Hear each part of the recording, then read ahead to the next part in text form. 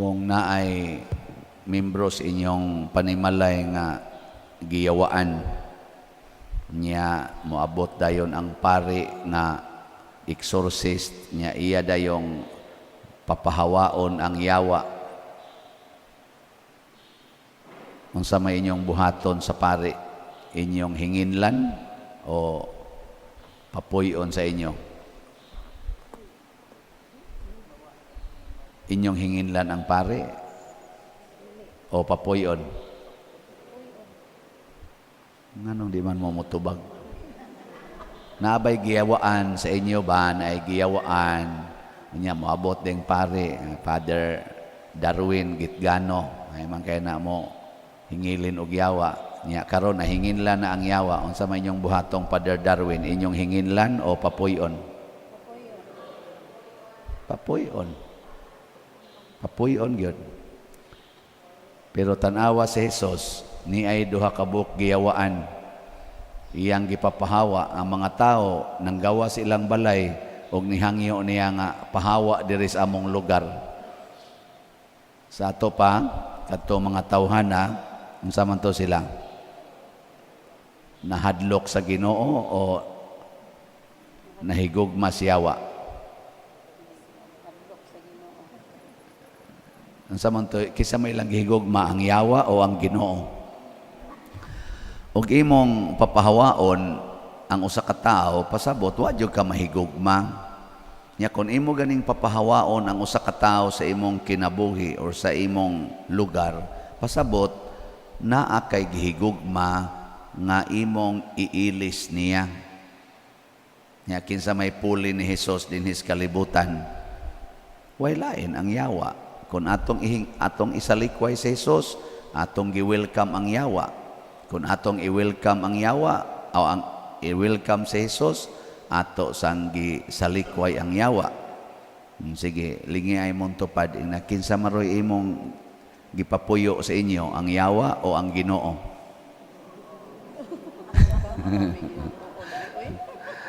Oy, way usa nato nga malipay. Oy, wagi moingon nga ang yawa akong gipapuyo. Wagi mo ana. Ang ato gyud ang Ginoo pa diroy.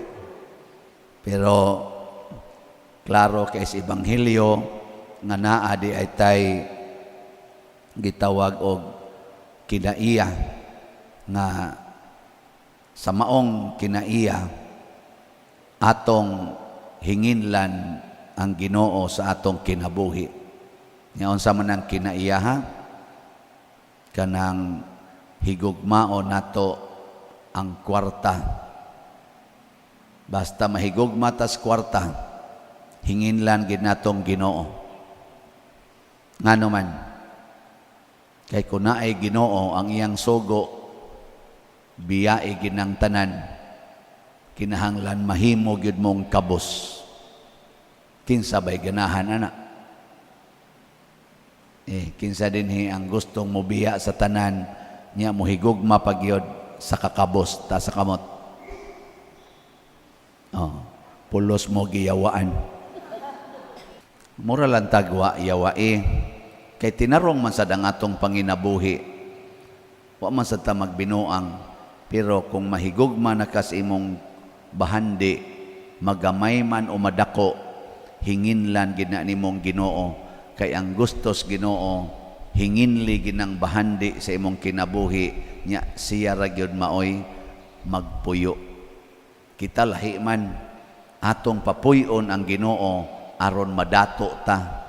Mao na daghan kay manood og mga ni mga gitawag natog puriya kuan lang ha. Daghan man sang buotan pero naagi ubay-ubay nga manood aning mga aktibong pangalagad sa simbahan aron madato. Naiuban magtukod og relihiyon aron madato. Usahay apil mi anang mga pari, magpari aron madato. Nabitay niingon ako karon kita mi padiroy pagkadato na nimo nako ngano man siya. Sus, ang imong hisgutan dias imong parokya milyon-milyon gyud, milyonaryo naman ka padiroy. Nako gusto kang mutanaw sa akong pitaka. Niingon pa to siyang gusto siya. Pakita ang tato na ako akong pitaka nga. Mura na lagkiampi kanipis. Nipis na kayo eh. Nga, gusto mo mutanaw sa kong balay? Sige, adto mo sa kong balay. Awa man sa ko'y balay yung ako. Sa ako mo nang iyaan. Akong gipahimo-himo. O sa akong, ni ako igsoon ay miyo. Ako nang tabang-tabangan. Pero gatuon ninyo, makaingon san mo nga, di man sa ni balay o milyonaryo. Maguang lagjutay atong among balay sa una, katong maglisod pamigkaon, kung maghisgot tag kinsay milyonaryo, ang na milyonaryo ang atong simbahan. Ang atong simbahan, dili ang pari. Mo na siya. Dili ang mga nagtrabaho dinhi, dili ang taga-finance council, dili ang taga-pastoral council ang namilyonaryo, ang atong simbahan. Nya gusto pag yun mo, ang atong simbahan, mahimog yung milyonaryo. Gusto mo, dili? Pamalit mong slot. Simple rana. Atong himuong milyonaryo ang simbahan. Himuon natong makaalagad ang simbahan sa katawhan. Kay kung ang simbahan mahimong milyonaryo, daghan ang matabangan. Kay dili man ang simbahan mo palambo sa iyang kaugalingon, dili man ni siya gitawag og business entity. Kay kana man nga business entity, ang ilang buhaton padagkuon og maayo ang ilang kwarta hangtod mahimo na gid silang giant in terms of wealth, og mao na nay atong tawgon successful business entity. Mao na itong itawag ngano man dako kay kwartas bangko, dako kay siya og mga bahandi. Mao day na atong tawgon og successful business entity. Pero ang simbahan kun mahimo ni siyang milyonaryo, hutdon ginaghatag ngadtos mga kabos. Milyonaryo man gyud bisan gani ang community ni Mother Teresa, kanang missionary of charity, kung ato yung kwintahon ang ilang nagasto kada adlaw, kanang ilang gipakaon ana mga bata nga ilang gisagop, kanang mga masakiton nga ilang giatiman sa tibuok kalibutan sa missionaries of charity, sa kana lang ba kwintaha naa sila'y giatiman karon tingali labing minos mga 100,000 sa tibuok kalibutan. 100,000 katao, pila may makaon ana, pila konsumo ana kada adlaw. Sige, kwentaha ba? Mga 50 pesos o 100? 100. Kanang gikas buntag ba hantod sa gabi kaon lang usa na 100? Okay ra 100 karon? Sige, butang tag 100. So 100,000 times 100 pesos, pila na? Ha? Taka lang mo giyaw-yaw ha? Pila na siya? Oy, pila oy. Di na ka mo kwenta. Pila na? 100 pesos times 100,000, pila?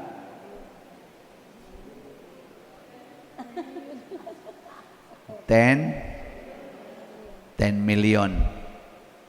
Niya ang tambal nga ilang idapat sa ilang mga masakiton. Pila sa kana kada adlaw, ibutang ta lang 20 pesos times 100,000. Pila na. Unya, ang maintenance sa ilang mga buildings nga gikuan, kana mga kuryente, tubig, pilan sa ilang bayro nun ana kada adlaw. Sa to pa kada adlaw, they are spending millions. So milyonaryo sila. Pero nadato ba ang ilang centers? Wa. Nakabsan bagkaon? Wa sad. Ingon ana ang simbahan mo operate, dili magsigig tigom anang kwarta. Mao na diris atong ebanghelyo, pag abot gyud panahon nga kanini ang gipapahawa ni Jesus ang yawa or mga yawa, kay daghan man to sila. Ang mga yawa niingon pasudla mi anang mga baboy Kadto mga baboy kay farm man to. Farm ba? Ila tong negosyo, igbabaligya tong mga baboy. Pareha ko din sa ato god, di ba na may daghang baboy gipamuhi. Na nangamatay ra bang uban. So mo na bitaw usahay magmisa ta anha baros kapilya, sakit kay itong ilong. Mahuman kog misa, tuyok akong pananaw sa kabaho. Kay naaraman sad ang mga ads baboy skilid. Nya moingon ta nga no marompertim baho sag dilang padar kay negosyo man na. Amo man ang panginabuhi. Nya mamatay ang kinabuhi sa pari ani sige hanggap isasagdi lang pari ra man say mamatay basta siguro lang ang amo. Di ba kanang baho pollution man no? Pollution. Unya, nganong ato man nang ialaw nga perting bahoa diha hasta sa kilid sa kapilya magmisa perti mang bahoa dili man maikog kana mangganing anas inyong balay mo bisita mag-birthday mo ipahipos na mga iro kanang uban kay baho kay ka mangabot ang mga bisita hipuson gyud di gyud mo moingon nga sagdi lang nagbanimaho kay bisita ra bitaw na ato man ang kuan dili oy. Pero karon tungod sa negosyo, bahala nagma-polluted na ng atong tubig, ang atong dagat, ang atong hangin. Bahala nagma-polluted nga nahimo ng cause of sickness. Basta ang akong panginabuhi, siguro lang. Bahala mga guba na diya, mga ozone layer, mga guba na mga bungtod, mga bukid, mga unsa pa na diha, mga guba. Mag-landslide na mag-flash flood na basta ang akong panginabuhi siguro lang. Mao na ato. Nya di man gustong Ginoo na gipapahawa niyang yawa.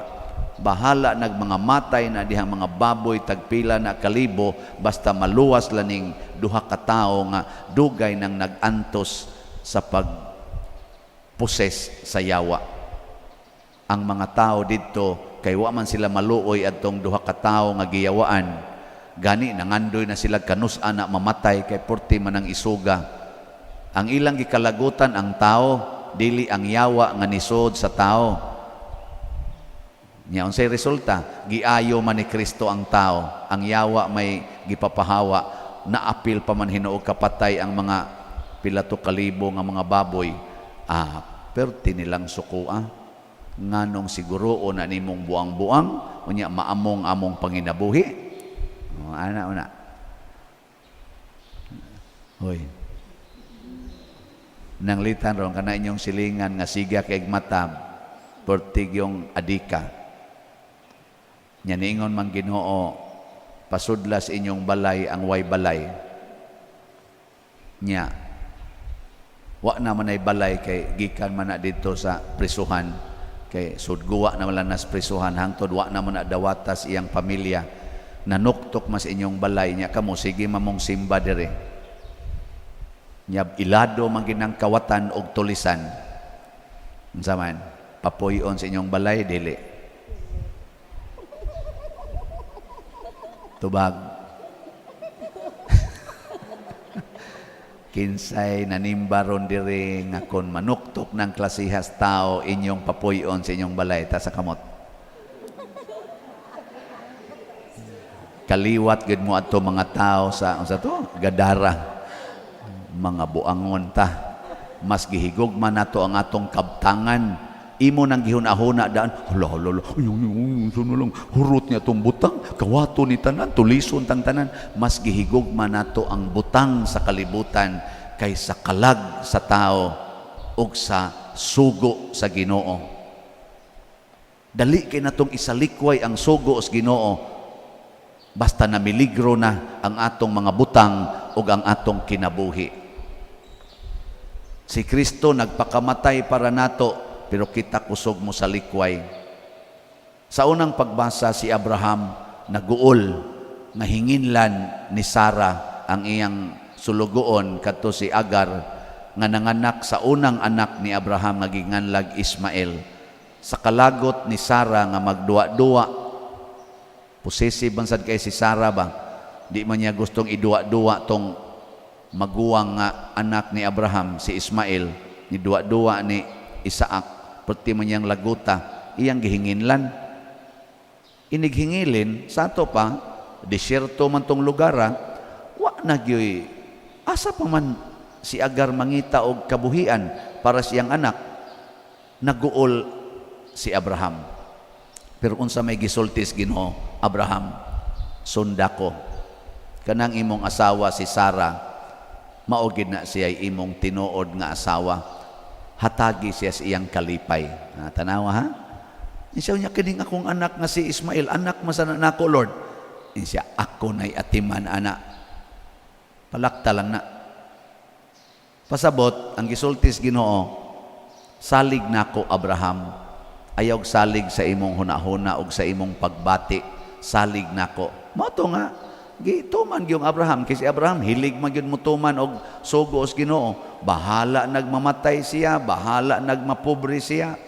Iya man ginang dawaton ang sugo os Ginoo. Wa man gi iyang usikan ana. Iyang gi palakaw og tinuod gyud giluwas sa Ginoo si Agar og ang iyang anak.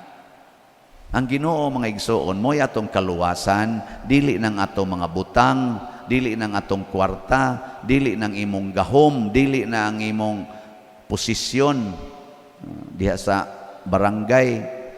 Padong na naman sa ta mag-eleksyon, basig mag-away na sa niya moron, tungod lang kay mag-ilog mo na mga posisyon, hasta mga manag-agaw, kay kanira bang barangay eleksyon, kasagaran diha mga kaliwat rasad nang magkuangkuan, apply anang posisyon diha, nya manag-away rabang mga way-uwaw. Tungod lang sa posisyon diha anang barangay, mag-away, gubo ninyo ang inyong Diyos non nga relasyon, hasta pag ikunumbanag asawa, mag-away pa, tungod kay ang asawa, tuwa mudapig spikas, ang bana di asad mudapig spikas, kay nataymingan nga ang kaliwat sa bana, nidagan pagkakapitan, ang kaliwat sa asawa, nidagan pagkakapitan, away silang duha. Mga buangon. So ay na mo ha, kita dinhi sa atong barangay, bastag na ako'y madunggan mag-away lagi. Mapadunggan lang dyan ko ninyo ba? Kung yung mong i-report sa Ginoo ba? Ayaw mo pag-away. Oy, atong i-promote din sa atong barangay. 5 man ka barangay ang under aning atong parokya. Kaning San Vicente, Santa Cruz, Lataban, San Roque o Tabla. Kinahanglan ha, maghuy-huy gid mo tanan. Kuyog mong pangumpanya, kamong tanan nga mga politicians. Kuyog, usaray inyong entablado. Niya ang tema sa inyong pagsulti, kaming tanan, pulos ng ambisyon, nga mudagan, pagka-opisyal sa tong barangay. Pulos mi gustong mga lagad ninyo, aron maluwas ning atong barangay. Kamo nalay pili o kinsa namo. Ako, dagan ko pagkakapitan. Kining akong kumpare, mudagan sa ni pagkakapitan. Kung kinsay pilion ninyo namong duha, nag-agree nami nga magsuportahay gyud mi.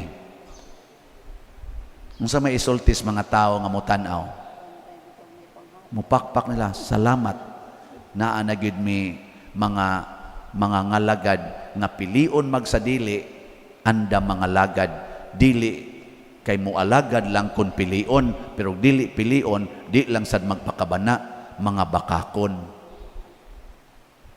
No? Da. Mauna siya gustong ipasabot ni Kristo nga ang atong pagluwas sa tao dili ibase sa atong makuha nga bahandi, kundili andam tang mo-let go sa atong bahandi aron maluwas ang atong isig katao. Andam tang magpakamatay para maluwas ang kinabuhi sa atong isig katao. Mauna siya inindot. Kung buhaton as asawa ngadto iyang bana, ang bana o ang iyang kabit malipayon kayo, luwas gyud. No? Niya ang asawa maluwas. Luwas pod. Unsa may kalainan sa ilang kaluwasan? Ang kaluwasan sa kabit o sa bana lawas. Pero ang ilang kalag padong sa impyerno. Ang kaluwasan sa asawa, lawas o kalag. Bekin sa maroy alkanse. Ang asawa nga nihigugma sa bana o sa kabit, o ang bana o ang kabit, kinsa may alkanse, alkansi to silang duha kay ang asawa duha ka kaluwasan ang iyang nadawat, ang kadtong bana ug ang kabit ug di gito sila mohunong usa ra ilang kaluwasan nya. Ang ilang kaluwasan temporaryo kayo, way siguro ug maluya to silag maayo atakihon or mabangga ba to ilang gisakyang motor kay gadit-dit dito is ang sana kanang Trans Central Highway kay adto gid sila sa may Kantipla dapit kay overlooking, adto sila dito magdit-dit, mabangga pabitaw da patay, ikamatay na ang asawa na mo'y mulubong, di humanang ilang kaluwasan, luwas na, nalubong na ang ilang kalag, naluwas. Anong usara may nitingog? Naluwas? Ambot lang. Pero siguro kita nga, dakong posibilidad, di gyud maluwas. Kay namatay magid sila sa ilang pagpakasala. Pero ang asawa, gipatay-patay niya iyang lawas, ang iyang hilak, iyang gipatay-patay, aron maluwas ang iyang kalag. Porting luwasa, maupay nakalubong. Nindot kayo. Mao na dinis ato. Patay-patayo nato atong lawas pagpalit og slat aron maluwas dig atong simbahan. Nya unsa may mahitabo? Ang atong kwarta mahimong puhunan aron do na tay bahandi didto sa langit. Kay matag palit ninyo og slat, do na namoy bahandi didto sa langit. Matod pa ni Kristo, store up treasures in heaven, not treasures on earth. Mao na daghan na tag mga dunay treasure sa heaven. Ang atong SBF dag, ang hali nato as of yesterday, niabot nag 30,879 ka slots. Pakpaka na to. Kaning namalit ani, 30,879 slots. Doon na ni sila yung mga treasures in heaven.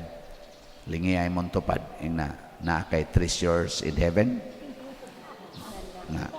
Na ka?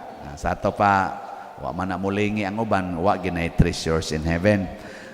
Nya aron mo maka treasures in heaven, naa pa may 45,121 ka slots, tag 500. Palitan ni ninyo, paspasig yung palit, ibaligya ng tanan ninyong refrigerator, TV, kanabang wa kay kinahanglan na ba, cellphone, tinagurha imong cellphone, baligya ng usa. Wa man na kinahanglan, refrigerator, TV, wa na kinahanglan.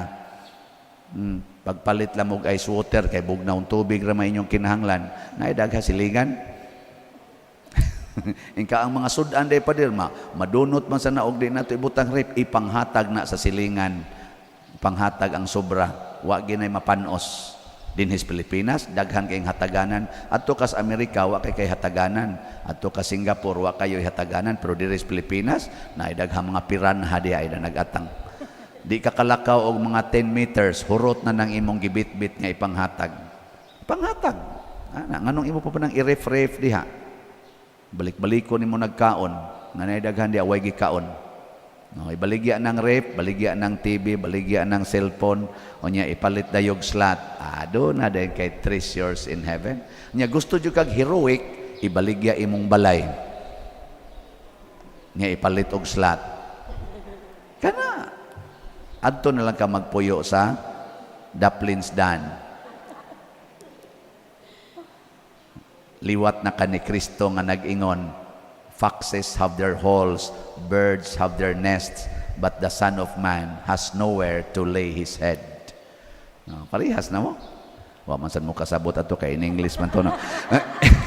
Niingon si Kristo ang mga milok na ilang mga lungag, ang mga langgam na ilang mga salag, apan ang anak sa tao walay kapahulayan.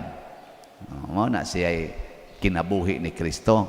Di sa to pa naliwat na ka ni Kristo, nya mingon din kas Kristo, mingon des Kristo nimo, enter into my kingdom. Okay, mamatay man jud ka dasdan kay maligsan man ka kay narago kasdan. Wa pa jud kay kaon.